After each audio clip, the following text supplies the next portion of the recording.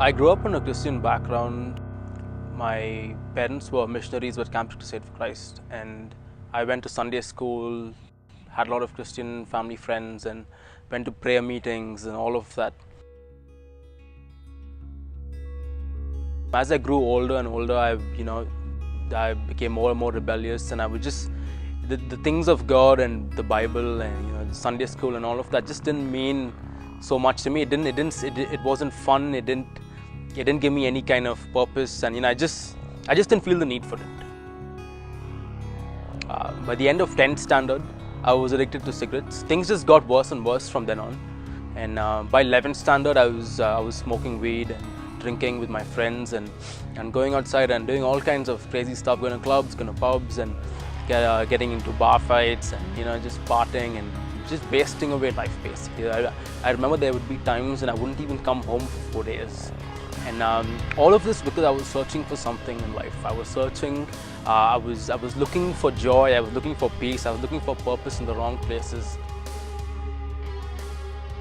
As time went by towards 12th standard, like at the end of 12th standard, I wanted to leave Bangalore and go and study elsewhere, and I was just done with life here. I was bored. I was searching for better things. I thought maybe if I left Bangalore and I went somewhere else, then I would really be happy and free from my parents and all of that.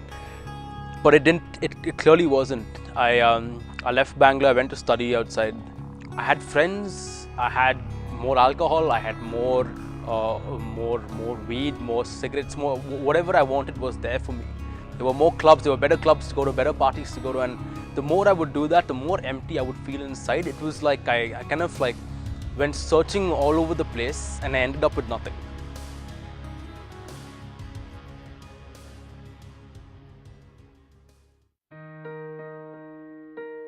And it was December 2011. I was living in New Zealand, and that was when I really met the Lord. A bunch of circumstances in my life pushed me towards that decision of surrendering my life to Jesus.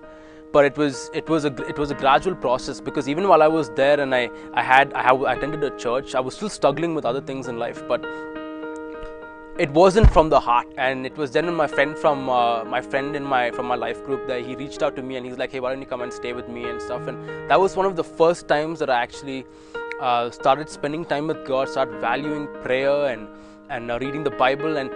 But even then, it still all didn't come alive for me. When I flew back into India, that's when everything began to change. That I experienced this joy and this peace and this purpose in life.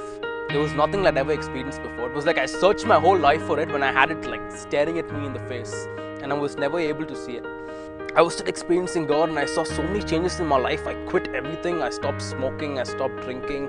I stopped going out to clubs and stuff. In fact, I would go to clubs just to minister to people there, just to meet old friends and to tell them about this Jesus that I experienced. So it was out of that overflow and just out of that excitement of knowing that Jesus is the hope of the nations, that He truly is the desire of the nations. And I saw that no matter who I would go and share with, every single person was willing to listen about this message of hope. They were willing to have someone pray over them. And I was just so overwhelmed to see that God would use my life. He would use someone like me to bring hope to someone who's hopeless, and to bring joy to someone that's never seen any of it. I'm Jonathan, and this is my story.